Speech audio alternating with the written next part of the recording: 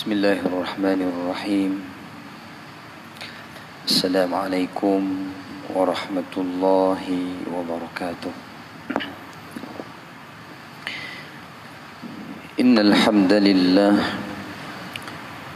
nahmaduhu wa nasta'inuhu wa nastaghfiruh wa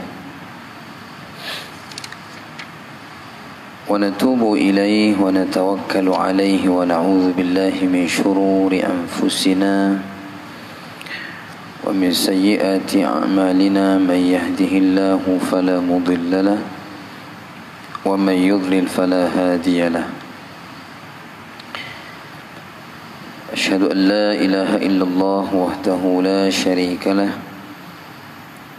wa asyhadu anna Muhammadan abduhu wa rasuluh. Allahumma salli wa sallim wa barik ala sayyidina wa habibina wa syafi'ina Muhammad sayyidil mursalin wa ala alihi wa sahbihi wa man tabi'ahum bi ihsanin ila yaumiddin. Subhanaka la ilma lana illa ma 'allamtana innaka antal alimul hakim. ولا حول ولا قوة إلا بالله العلي العظيم. اللهم أرنا الحق حقا وارزقنا اتباعه وأرنا الباطل باطلا وارزقنا اجتنابه. اللهم آمين يا أرحم الراحمين. Pertama dan selamanya, sama-sama kita merafak syukur, puji dan pujian kehadrat Allah Azza wa Jal di atas limpah rahmat, keizinan darinya jualah yang masih lagi memberikan kita peluang untuk meneruskan kehidupan dalam keadaan mudah-mudahan sihat, sejahtera dan dipelihara daripada sebarang musibah mara bahaya, walaupun apa yang diumumkan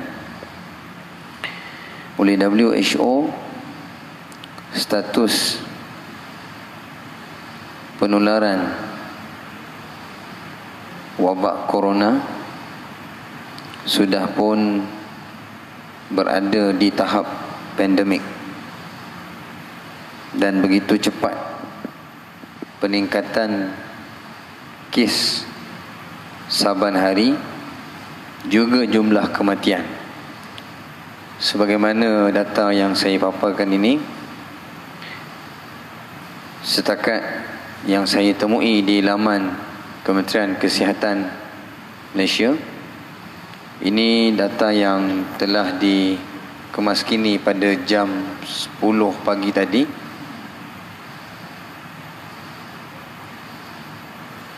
Daripada bilangan kes kematian 4,900, pada hari ini sudah meningkat kepada 5,370, dan jumlah kes juga bertambah sehingga 145,269. Muslimin dan muslimat rahimakumullah, kita masih lagi berada dan membincangkan makhluk yang cukup unik di persekitaran kita ini, walaupun pelbagai tanggapan dan perspektif yang difahami oleh setiap daripada kita, dan saya menyeru mudah-mudahan apa yang difahami itu biarlah berdasarkan ilmu dan fakta yang tepat, supaya tidak timbul salah faham sehingga menyebabkan berkongsi maklumat yang salah, akhirnya menimbulkan ketakutan dan kebimbangan di peringkat yang lebih luas lagi. Namun begitu, untuk melanjutkan pembincangan kita pada malam ini, persoalan yang saya tinggalkan 2 minggu yang lalu dah cari jawapan dah. Ingat lagi tak soalan yang saya tinggalkan dalam kuliah akhir, kuliah subuh yang lalu? Dalam konsep nature of creation, di antara telur dengan ayam, mana yang dulu? Tuan-tuan dah cari jawapan belum? Kalau tuan-tuan tak cari jawapan, saya tak nak umum lagi lah jawapan tu. Saya tunggu sampai tuan-tuan cari jawapan. Ada yang tag saya di Facebook pun ada, ada yang WhatsApp saya pun ada. Alhamdulillah lah, setidak-tidaknya ada ikhtiar. Hadirin rahimakumullah, inilah sebenarnya gambaran kepada virus structure, struktur virus itu sendiri. Dan mengapa saya masih melanjutkan perbincangan ini di bawah satu tajuk yang besar, iaitu baginda Nabi SAW adalah merupakan tauladan kesihatan abadi.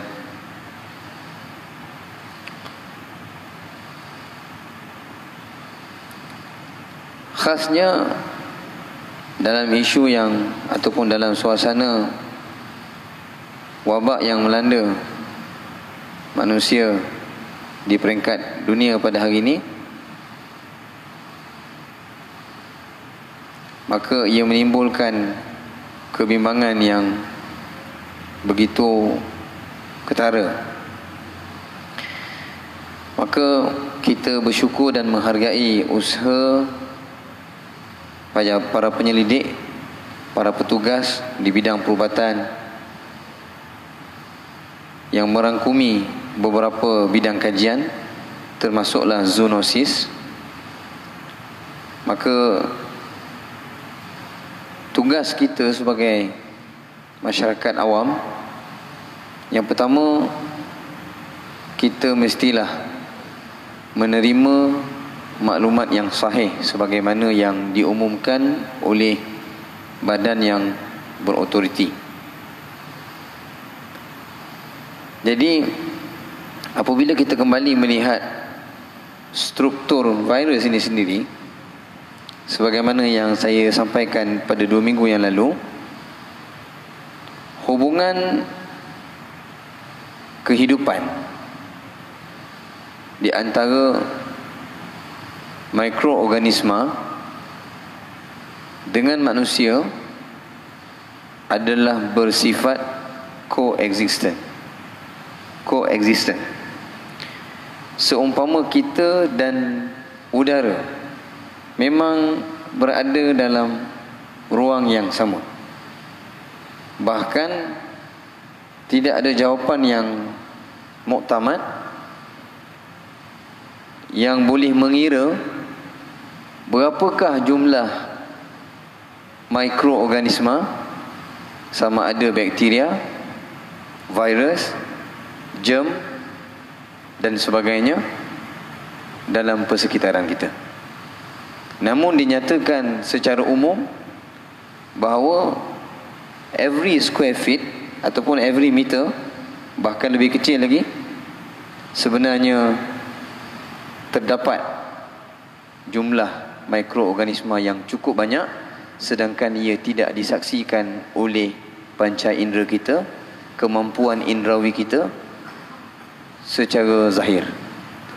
Namun dengan menggunakan alat bantuan yang lain seperti dibawa ke dalam makmal, maka ia dapat dilihat bagaimana struktur makhluk yang kita boleh kelaskan sebagai unseen itu tidak dilihat, tetapi tidak menafikan kewujudan dan keberadaan. Saya nak menunjukkan bahawa yang kita bimbang itu, apabila tidak didasari dengan ilmu dan pengetahuan yang benar, maka kita tidak dapat menyelami dan menerima peristiwa yang berlaku itu dalam konteks keilmuan. Saya tunjukkan kepada hadirin dan hadirat sekalian Bunyi kipas dalam masjid ni agak kuat Jadi saya berusaha untuk mendengar suara saya. Baik, saya tunjukkan di skrin televisyen ini. Kita tak payah bicara jauh lah. Kita sebut coronavirus ataupun COVID-19, sehingga masjid kosong hari ni. Dan kita juga mematuhi dan menjunjung tinggi titah daripada Duli Yang Maha Mulia, mungkin di peringkat negeri yang tertentu dan juga di peringkat persekutuan. Sekalipun kita masih lagi dapat menunaikan solat Jumaat, fardu Jumaat semalam, namun ada beberapa negeri di atas ijtihad fatwa mereka, maka telah pun bersetuju untuk menggantikan solat Jumaat itu dengan solat fardu zuhur. Saya nak berikan satu kefahaman supaya tidak timbul sehingga satu peringkat bahawa COVID-19 yang melanda ini membawa kita sehingga kepada perasaan paranoid. Seolah-olah kita dah tak boleh buat apa. Nak keluar rumah tak boleh, nak pergi sana tak boleh. Oh, tak boleh ni semua ada virus. Tuan-tuan, kehidupan kita mesti diteruskan. Dalam masa yang sama, kita wajib berikhtiar untuk menghindarkan atau menyelamatkan diri kita dan keluarga kita daripada wabak tersebut. Sebagaimana hadis yang saya bacakan dalam pertemuan yang lalu tentang penularan wabak taun. Pesanan Nabi SAW hampir 1500 tahun baginda telah meninggalkan kita. Apabila kamu berada di suatu tempat dan kamu diberitakan dengan wabak yang menular di suatu tempat, yang mana kamu belum berada di tempat itu, maka pesanan Rasul SAW, jangan kamu pandai-pandai pergi masuk. Satu.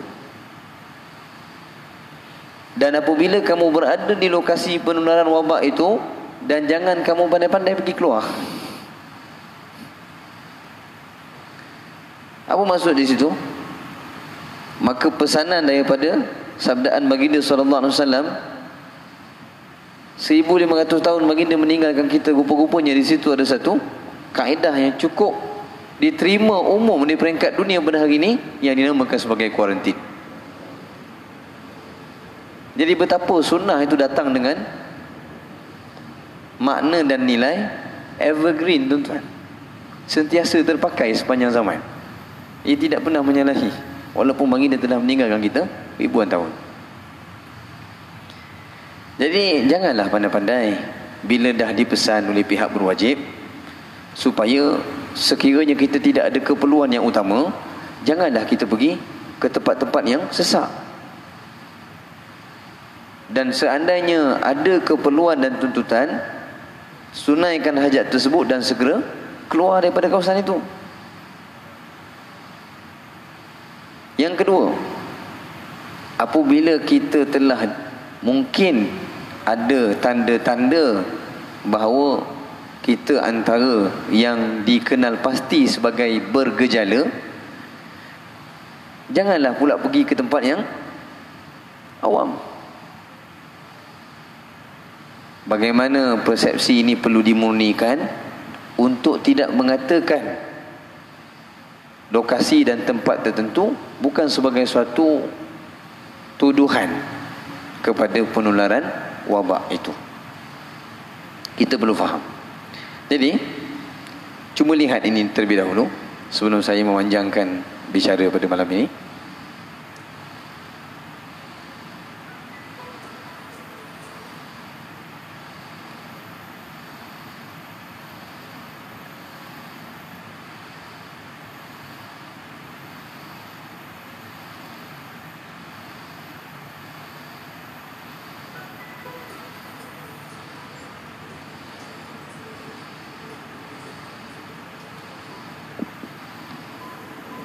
In many ways, your mouth is the gatekeeper between the outside world and the rest of your body. Your mouth is teeming with billions of bacteria. There are more bacteria in your mouth right now than there are people on Earth. Over time, these bacteria can stick together and multiply. They form a colony, and the colonies can then join together, forming a thick layer called a plaque biofilm. This can eventually spread across every surface of your entire mouth. Your teeth, your gums, your cheeks, and your tongue. Every small space in your mouth provides the perfect environment for bacteria to thrive and for the plaque biofilm to grow, which it can do dramatically over the... Tuan muslimin dan muslimat yang dikasihi Allah Subhanahu Wa Taala, kita tak payah bicara jauh. Coronavirus tu yang kita tak nampak dan mungkin berada di luar daripada diri kita. Ni kita cerita dalam mulut kita sendiri. Di antara kategori mikroorganisma itu antaranya bakteria. Populasi dan pembiakannya dalam ruang yang begitu kecil ini, apabila mendapat satu galakan daripada rembesan air liur kita, yang akhirnya kelembapan itu menyebabkan, itulah kemampuan bakteria untuk membiak dalam populasi yang banyak dalam tempoh yang singkat. Lebih-lebih lagi kalau di celah-celah gigi kita meninggalkan sisa makanan, terutamanya ketika mana kita nak tidur. Kita tak cerita coronavirus. Coronavirus tu di persekitaran kita yang belum masuk lagi tubuh kita. Maknanya kalau elemen kebersihan itu sendiri tidak diambil perhatian oleh setiap individu, walhal Islam adalah agama yang menuntut penganutnya untuk menjaga kebersihan. Kita bayangkan, antara tuntutan untuk kita melaksanakan ibadah, pintu masuknya yang menerima ibadah itu, yang menjadikan ibadah itu diterima dan dinilai oleh Allah, syaratnya bersuci pun. Kalau kita ambil elemen berwuduk, disunatkan basuhannya sehingga 3 kali. Maka apabila kita menghitung pada kadar wajib saja kita mengambil wuduk, iaitu solat fardu 5 waktu, maka kalau satu anggota wuduk dibasuh sebanyak 3 kali, maka 5 fardu solat waktu sebenarnya kita telah membasuh satu anggota wuduk sebanyak 15 kali tanpa kita sedar. Jadi bila datang semula saranan daripada pihak berwajib supaya kita kerap mencuci tangan dan membersihkan bahagian-bahagian luaran tadi, maka sepatutnya kita umat Islam yang sudah bersedia dengan kebersihan itu mempertingkatkan lagi tahap kebersihan itu. Maknanya ia bukan suatu yang asing, bukan suatu saranan yang kita baru nak mula. Tidak. Sebenarnya di sisi ataupun pada sudut pandang ataupun kacamata agama Islam itu sendiri, inilah amalan yang telah dititik beratkan kepada penganutnya. Itu pun wuduk itu sendiri dicuaikan oleh mereka yang menunaikannya. Maka bila kita kembali kepada ayat dalam surah Al-Ma'un, Allah Subhanahu Wa Taala sehingga menjelaskan suatu pengumuman yang begitu besar kesannya kepada mereka yang tidak mendapat apa-apa nilai pada solatnya, sehingga disebutkan balasan kepada mereka ini sebagai kecelakaan. Fawailul lil musallin. Kalau kita baca sehingga ayat tu dan kita waqaf, ulama ulum Quran sepakat kata hukumnya haram. Sebab makna tu ayat tu belum sempurna lagi. Sebab apa? Macam mana pula orang yang semayang sepatutnya dapat faedah, dapat kebaikan, dapat pahala, tetapi mendapat sebaliknya. Jawapan kepada ayat itu adalah pada ayat selepasnya, iaitu allazina hum an salatihim sahun.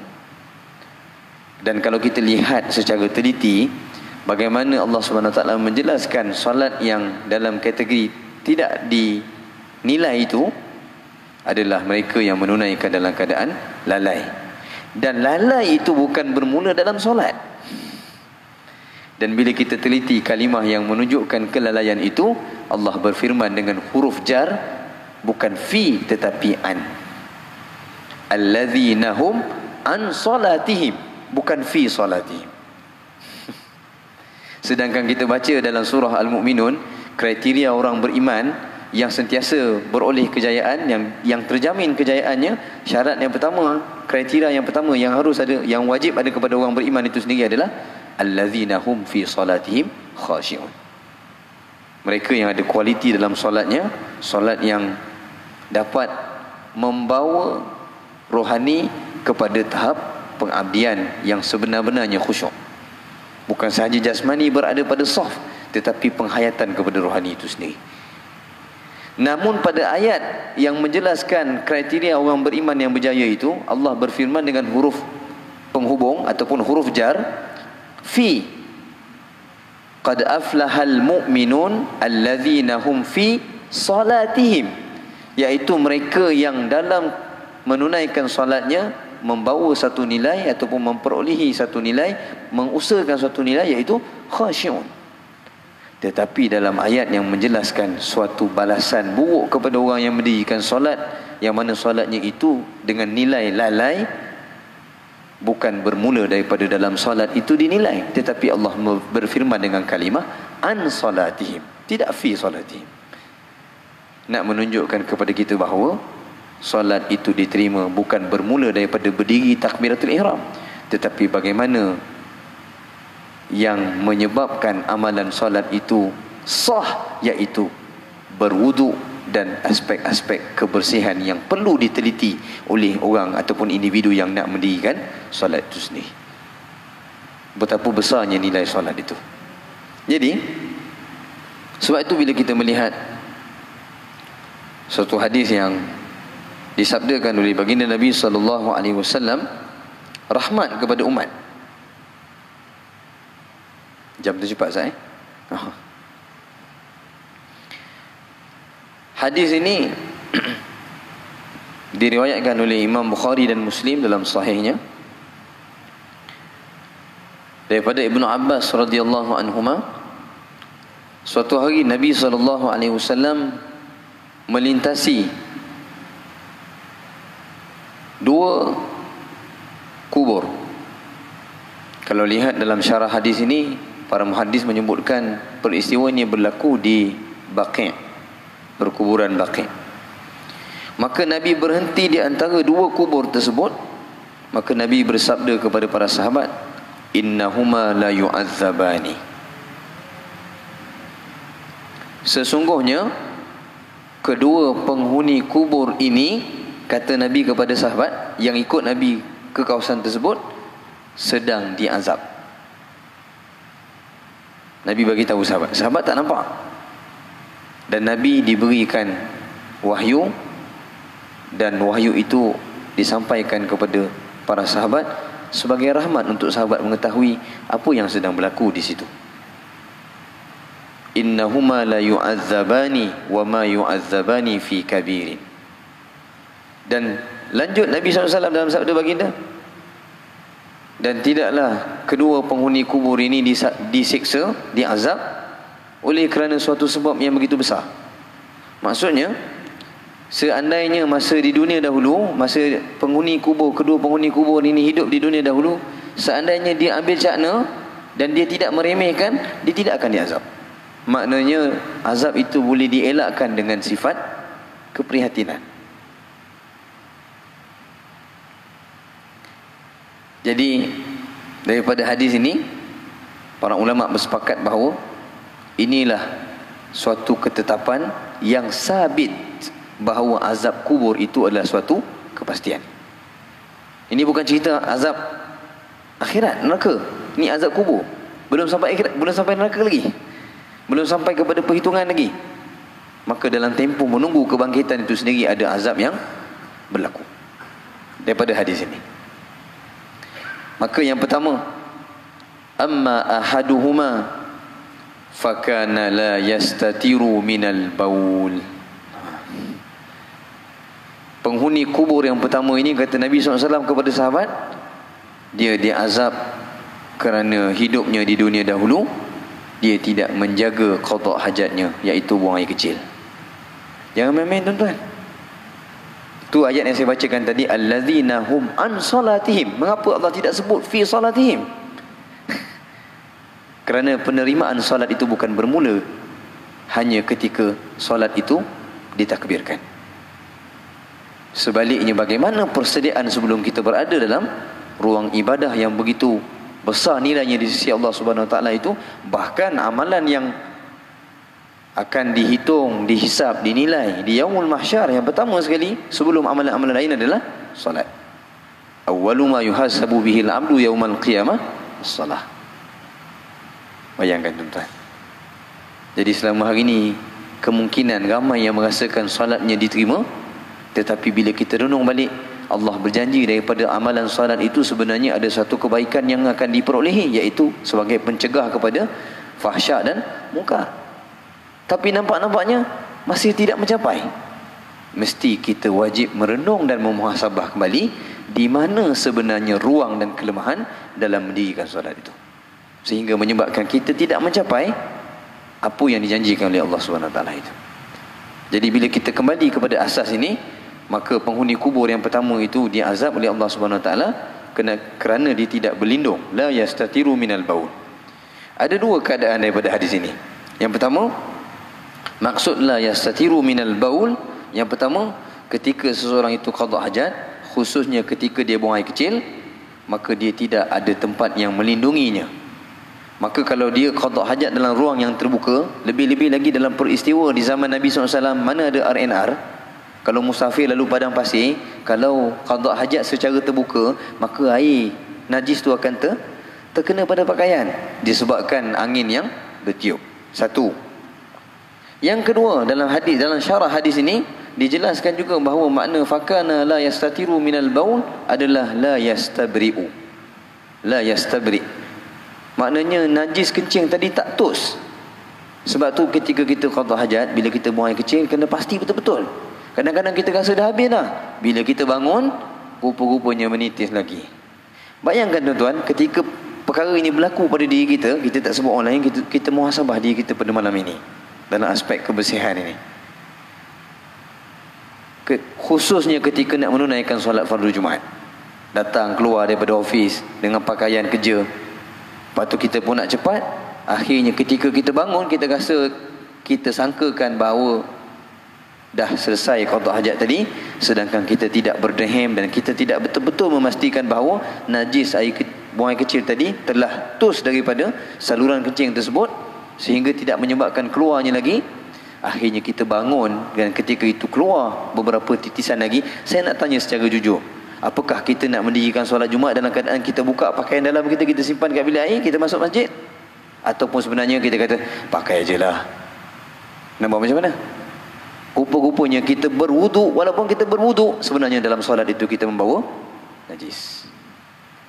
Dia azab kubur tuan-tuan daripada hadis ini. Jadi bagaimana penerimaan solat itu di sisi Allah SWT adalah bermula daripada bagaimana hamba itu bersedia untuk mendirikan solat itu dalam bab bersuci yang merupakan pintu masuk dan penerimaan kepada syarat penerimaan kepada ibadah, khususnya solat itu sendiri. Yang kedua, penghuni kubur yang kedua itu diazab kerana fakana yamshi bin namimah. Masa dia hidup di dunia dahulu, ni kerja dia tuan-tuan. Saya tunjuk kat tuan-tuan supaya kita sama-sama bermuhasabah. Kita tidak menuding kepada sesiapa, tetapi inilah kerjanya. Ni.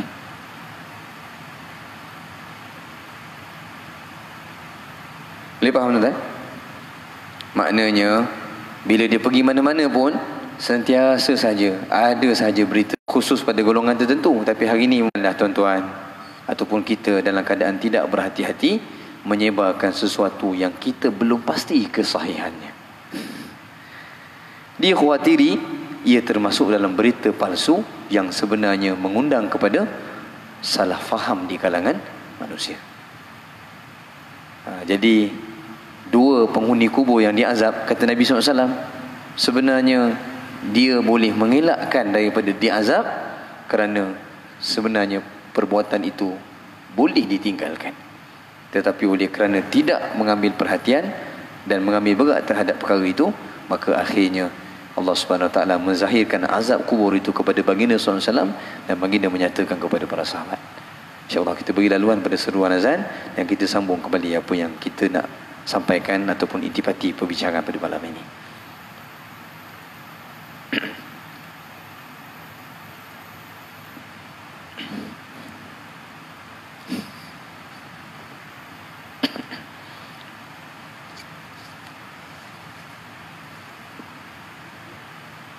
Bismillah. Allahu Akbar, Allahu Akbar.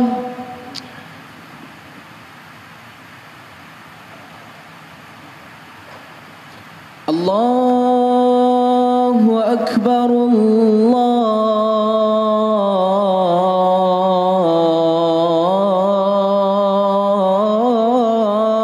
Akbar.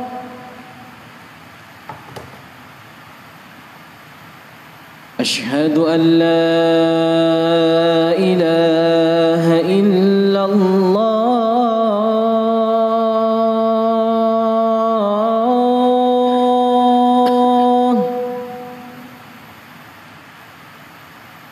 Ashhadu an la ilaha illallah.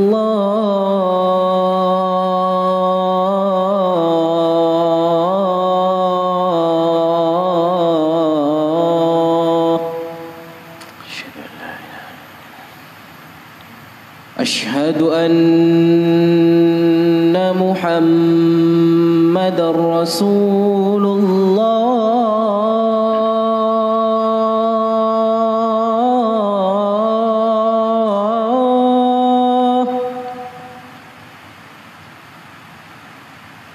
Ashhadu anna Muhammadar Rasulullah.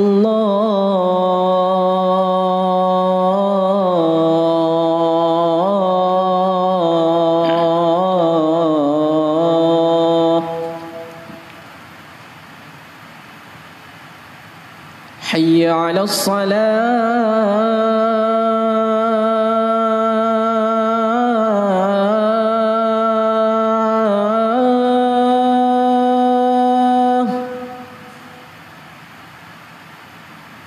حي على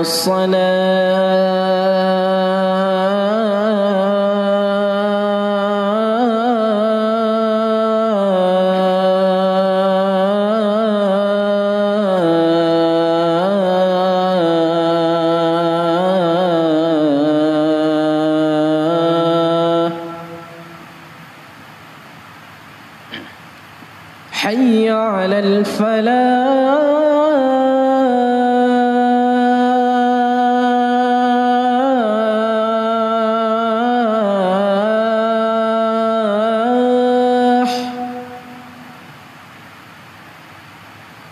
حي على الفلاح.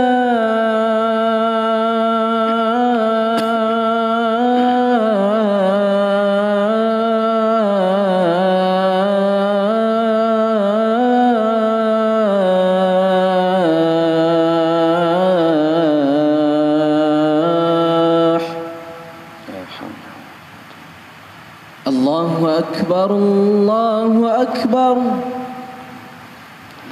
لا إله إلا الله. لا إله إلا الله محمد رسول الله. Ta'asu maqam Muhammad Rasulullah. Muslimin dan muslimat, ayah-ayah, ibu-ibu yang saya muliakan, sebelum kita mendirikan solat fardu isyak, saya nak sampaikan penutup kuliah kita pada malam ini.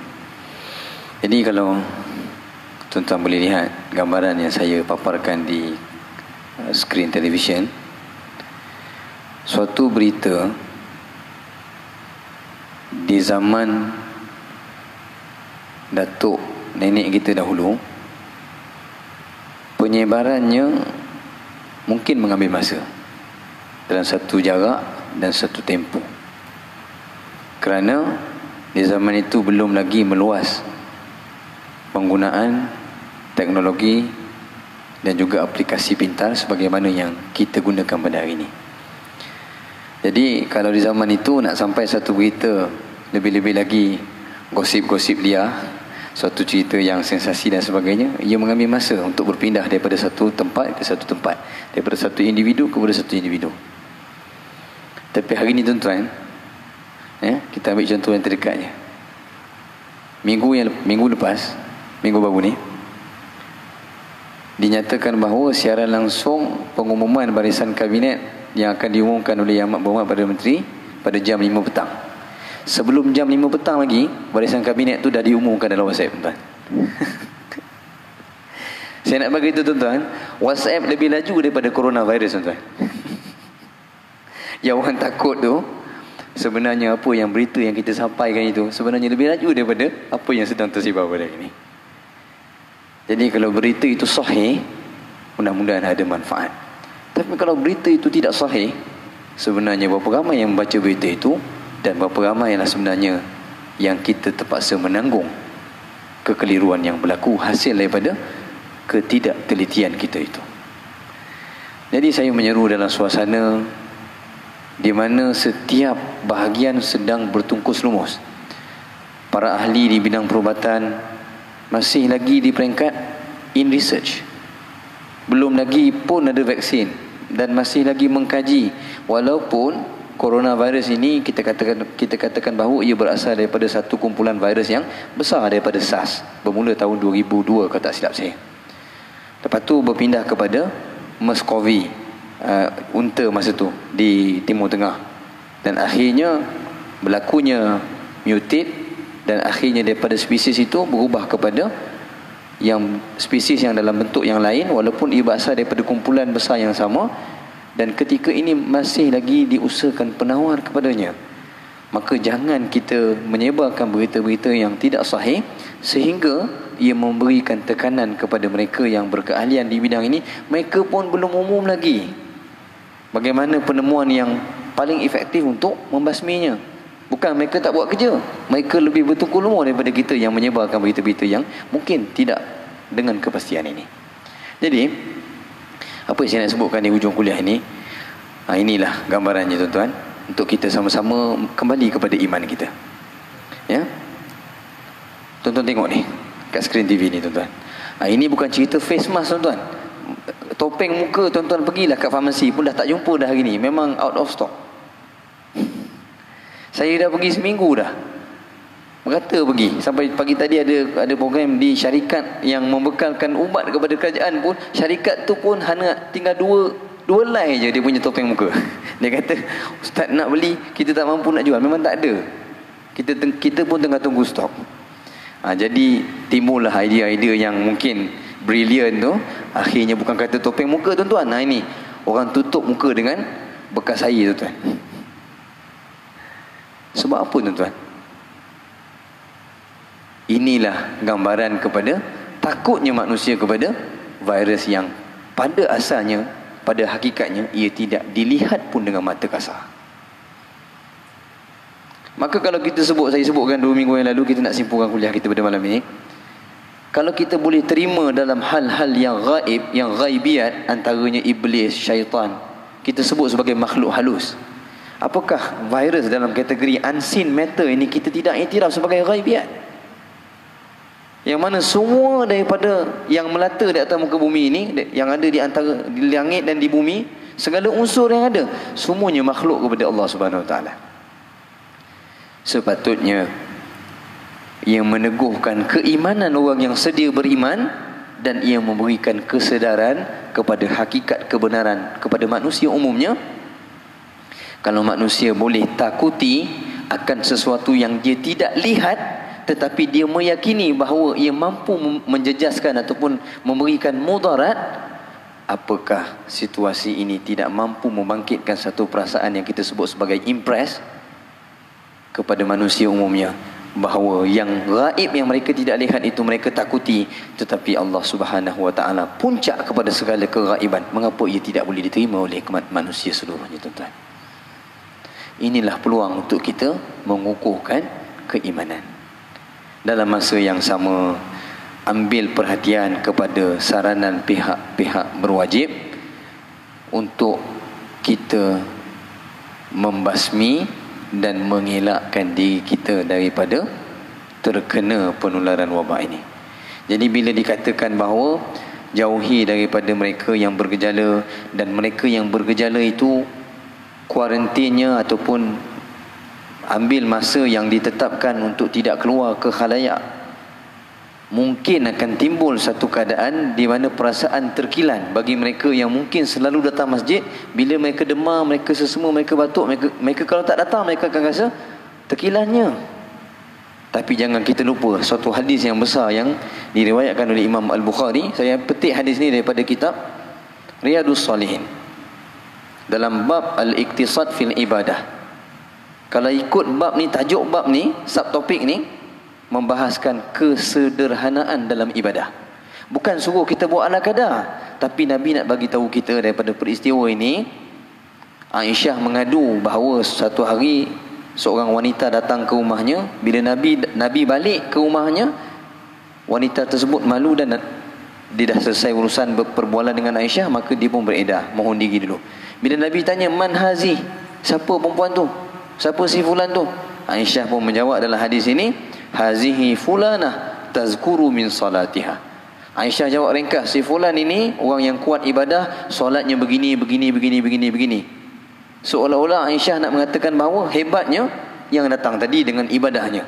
Nabi kata apa tuan-tuan? Nabi kata mah dalam hadis ni. Nabi kata jangan buat perbandingan begitu. Alaikum bima tutikun. Setiap orang itu beribadah di atas kemampuannya. Ini Nabi sebut. Fa wallahi la yamallullah hatta tamallu. Allah Subhanahu Wa Taala tidak pernah jemu menerima amal ibadah daripada hamba-Nya sehingga hamba tu sendiri jemu buat ibadah. Allah tak pernah jemu. Tapi di hujung hadis ni Nabi SAW bersabda, wa kana ahabbuddin wa kana ahabbuddini ilaihi ma dawama sahibuhu alaihi.